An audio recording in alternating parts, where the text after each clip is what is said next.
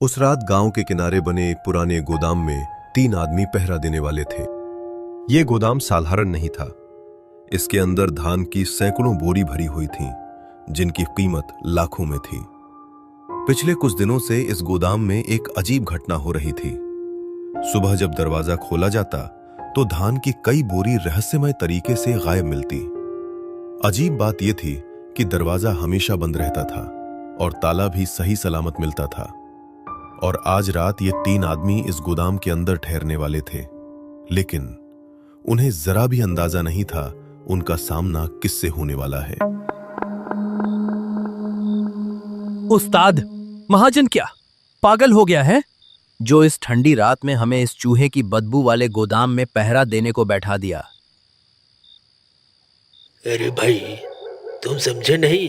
पिछले 1 हफ्ते में इस गोदाम से रात में 10 बोरी धान चोरी हो चुकी है।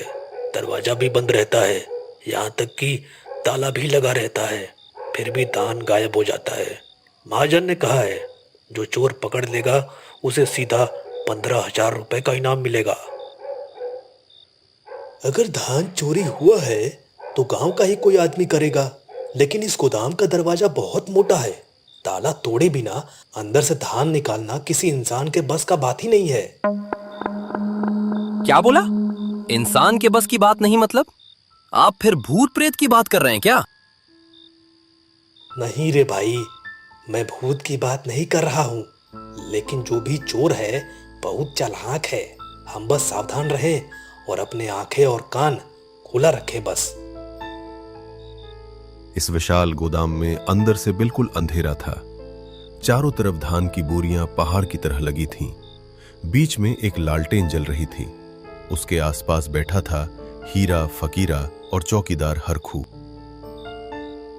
उस्ताद, अगर सच में चोर आया ना तो हम तीनों उसे पकड़ ही लेंगे। पहले चोर तो दिख जाए। पिछले 1 हफ्ते से किसी ने उसे देखा ही नहीं है। सही बात है, मैंने भी कई रात यहाँ पहरा दिया है, लेकिन आज तक कोई दिखाई दिया ही नहीं। कहीं ऐसा तो नहीं कि चोर हवा बनकर आता हो? अरे चुप रहे, ऐसी बात मत कर, रात में वो भी। अरे भाई, फकीरा को मजाक करने दे, वैसे भी रात लंबी है, कुछ ना कुछ बात करते रहना अच्छा है।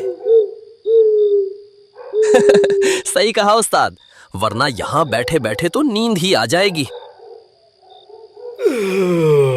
नींद तो मुझे भी आ रही है, लेकिन क्या करें, पैसों की बहुत जरूरत है। क्यों भाई, घर में सब ठीक तो है? ठीक कहा है, मेरे पिताजी बहुत बीमार हैं। डॉक्टर ने दवा लिखी है, लेकिन दवा के लिए पैसे नहीं है। इसलिए मैंने सोचा अगर आज चोर पकड़ लिया तो जो 15,000 रुपए मिलेंगे उसी में से उनका इलाज करवा दूंगा। अरे, भोलेनाथ चाहेंगे तो सब ठीक हो जाएगा, आप चिंता मत करो हरखू भाई। हाँ फकीरा ठीक कह रहा है, वैसे मुझे भी इस पैसों की जरूरत है। आपको भी? क्यों उस्ताद? मेरा लड़का है ना, उसे क्रिकेट खेलने का बहुत शौक है। कई दिनों से मेरे पीछे पड़ा है। कहता है बाबा, मुझे शहर के क्रिकेट क्लब में भर्ती करा दो। अरे वाह, ये तो अच्छी बात है। अच्छी बात तो है, लेकिन उसके लिए पैसे भी तो चाहिए। क्लब में भर्ती होने के लिए फीस देनी पड़ती है, और ऊपर से बैट, बॉल, जूते सब खरीदना भी तो पड़ता है। फिर आपने क्या कहा उसे? मैंने उसे कहा है बेटा, अभी हमारे पास इतने पैसे नहीं है, लेकिन वो रोज कहता रहता है बाबा एक दिन मैं बड़ा क्रिकेटर बनूंगा।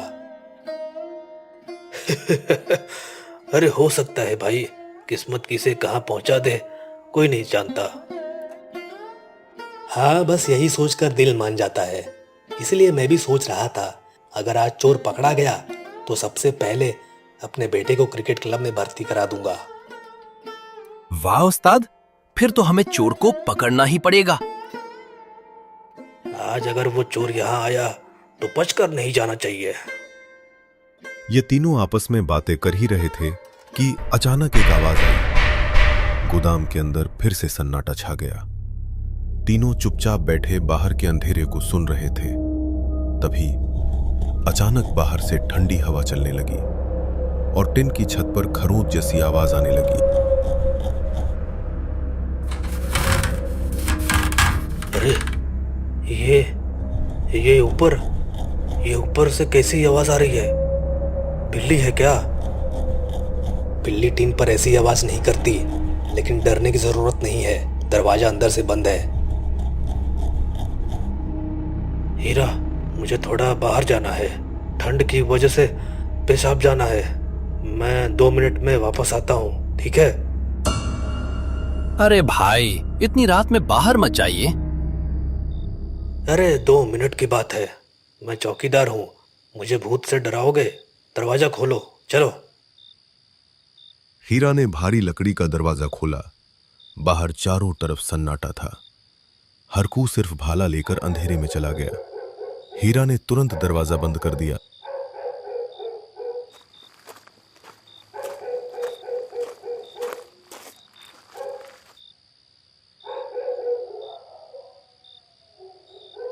उस्ताद, मुझे अच्छा नहीं लग रहा। अगर चोर ने हरखू भाई पर हमला कर दिया तो? हरकू अकेला नहीं है, उसके पास भाला है। तू चुपचाप बैठा रहे, कुछ नहीं होगा। ठीक 5 मिनट बाद दरवाजे पर 3 बार दस्तक हुई। हीरा भाई दरवाजा खोलो, मैं हरखू हूँ।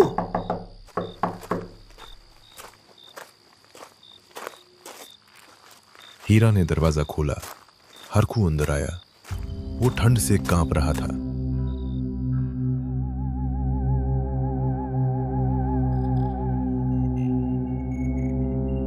क्या हुआ भाई, चोर दिख गया क्या? इतना कांप क्यों रहे हैं? नहीं, बहुत ठंड है बाहर और अमरूद के पेड़ के नीचे अजीब बदबू आ रही थी। हीरा ध्यान से हरखू को देखने लगा।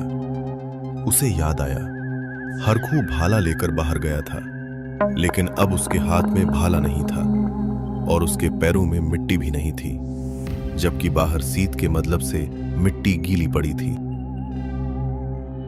हरखू, तुम्हारा भाला कहाँ है?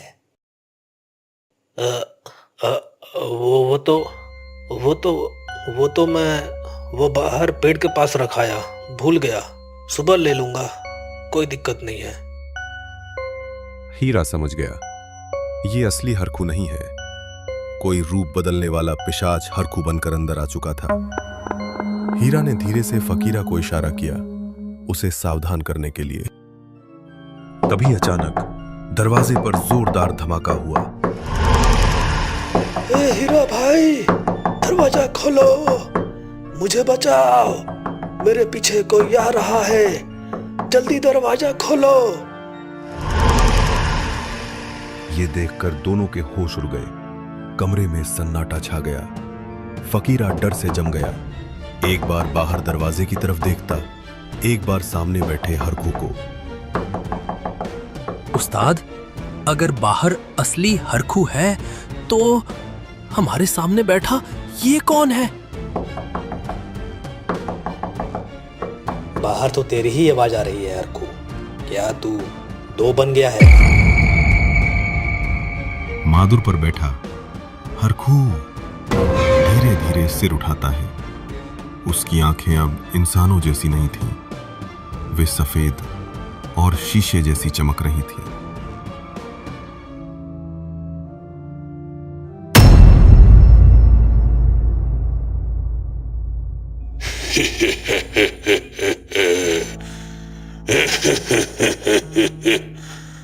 दरवाजा खोल दे हीरा, तेरा असली हरखू बाहर है। फिर तुम तीनों को एक साथ पकड़कर खाऊंगा।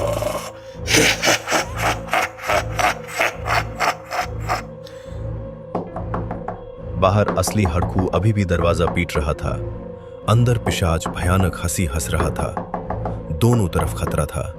दरवाजा खोलना भी मौत और बंद रखना भी मौत। दरवाजा के उस तरफ हरखू पागलों जैसे दरवाजा पीटता रहा और अंदर जो हरखू के भेस में पिशाच बैठे भयानक तरीके से आंख बाहर करके लगातार हंसता जा रहा था। हीरा और फकीरा अब समझ गया थे कि वे सब अब बहुत बड़ी मुसीबत में पड़ चुके हैं। क्या हुआ रे हीरा, डर क्यों रहा है? दरवाजा खोल, देख तेरा चौकीदार बाहर ठंड में रो रहा है, जा। अरे बाप रे उस्ताद, उसके नाखून देखो कितने बड़े हैं, हमें बचाओ उस्ताद। लेकिन हीरा डरा नहीं, उसकी आंखें तेज हो गईं। उसने पूरे गोदाम को ध्यान से देखा। दाईं तरफ छत के पास लगभग 15 फुट ऊंची धान की बोरियों का ढेर था। उसे एक मोटे बांस से सहारा दिया गया था। हीरा के दिमाग में एक योजना आ गई। किसी तरह उसने अपने डर को छुपाकर हिम्मत जुटाकर बोला, अरे फकीरा, तू बेकार डर रहा है। असली हरकू तो यही है, बाहर वाला असली भूत है। उस्ताद, आप पागल हो गए हैं क्या? उसकी आंखें देखिए कैसी भयानक सी दिख रही है। चुप, जो कह रहा हूं वही कर। हाँ, अरे फकीरा, बाहर जो खड़ा है ना वही असली भूत है, और हमारे सामने जो बैठा है वो हमारा असली हरकू भाई है। तू ज्यादा दिमाग मत लगा, ठीक है? बहुरूपी पिशाच हीरा की बात सुनकर कुछ पल के लिए रुक गया। उसने सोचा, क्या इंसान सच में इतना मूर्ख हो सकता है कि अपनी आंखों के सामने पिशाच देखकर भी उसे पहचान ना पाए? लेकिन शैतान बहुत घमंडी होते हैं। उन्हें इंसानों की यही मूर्खता एक अच्छे मौके की तरह लगती है। क्यों हरकू भाई, मैं सही कह रहा हूं ना? आप ही असली हरकू है ना, और बाहर जो खड़ा है वो नकली है ना? हाँ, तू बिल्कुल सही कह रहा है हीरा। मैं ही असली हरकू हूं, बाहर जो खड़ा है वही शैतान है। पिशाच मन ही मन हंसने लगा। उसने सोचा, आज तो बहुत अच्छा मौका मिल गया है। पहले बाहर वाले को मारूंगा, फिर अंदर बैठे इन दोनों को खा जाऊंगा। ठीक है, तो फिर ऐसा कीजिए, आप जाकर दरवाजे के ठीक सामने खड़े हो जाइए। मैं अभी कुंडी खोलता हूं, जैसे ही दरवाजा खुले आप बाहर वाले भूत को पकड़ लेना, ठीक है? हाँ, खोलो, दरवाजा खोलो। आज उस बाहर वाले को मैं जिंदा नहीं छोड़ूंगा।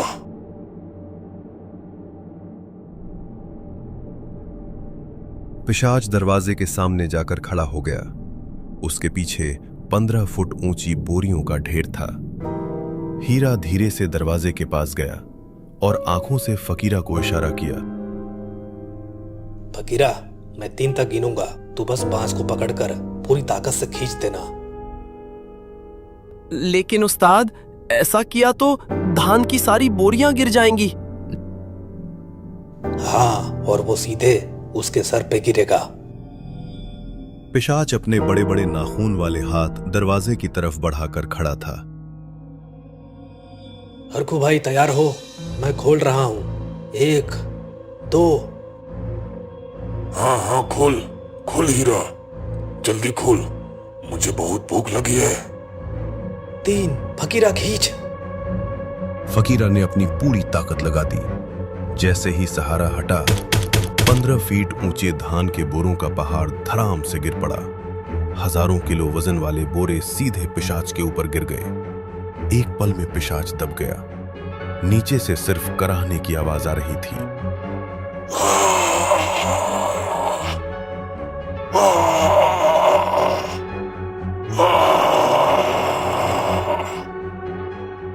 हीरा जानता था, इतने भारी वजन के सामने इस शैतान की ताकत भी बेकार है। उसी पल हीरा ने दरवाजा खोल दिया। बाहर खड़ा असली चौकीदार हरखू उसके हाथ में अभी भी भाला था और वो ठंड से कांप रहा था। हीरा भाई, वो मुझे मार ही देता। वो मेरा रूप लेकर अंदर जाने की कोशिश कर रहा था। बात करने का समय नहीं है। फकीरा, जल्दी बाहर निकलो। तीनों तेजी से बाहर भागे। दरवाजा बंद कर दिया गया। बाहर से भारी लोहे का ताला लगा दिया गया।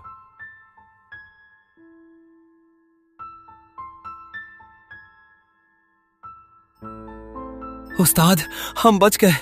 उस शैतान को अंदर बंद कर दिया।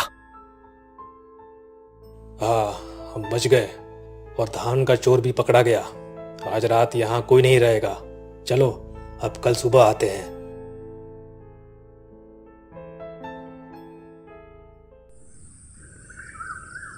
अरे हीरा, तूने कहा था चोर अंदर है, पर अंदर तो सिर्फ धान के बोरे हैं। फकीरा ने एक एक करके बोरे हटाए और नीचे देखकर सब चौंक गए। वहां एक विशाल मरा हुआ जंगली बिल्ली जैसा जानवर पड़ा था। उसके पंजे बहुत ही बड़े बड़े थे और आंखें पीली। महाजन जी, यही जानवर पिछले एक हफ्ते से इंसान का रूप लेकर धान खा रहा था, लेकिन कल रात ये बोरे के नीचे दबकर मर गया। शाबाश हीरा, तूने सिर्फ मेरा धान नहीं, गांव वालों की जान भी बचाई। तुझे 15,000 रुपए का इनाम मिलेगा। फकीरा खुशी मन से हीरा के पास आकर खड़ा हुआ और चौकीदार हरखू अभी भी आश्चर्य होकर उस जंगली बिल्ली को देखता जा रहा था। उस्ताद, आपकी इतनी अकल है, ये पहले नहीं पता था। आपने भूत को भी बेवकूफ बना दिया। अरे बेवकूफ, भूत सिर्फ डराते हैं, पर इंसान की तरह ठंडे दिमाग से सोच नहीं सकते। जहां बुद्धि होती है वहां भूत की कोई ताकत नहीं चलती, समझा? और इस तरह हीरा की समझदारी ने खतरनाक बहुरूपी का अंत कर दिया। लेकिन क्या वो सच में सिर्फ एक जानवर था या कुछ और? आपको क्या लगता है? कमेंट्स में बताइए।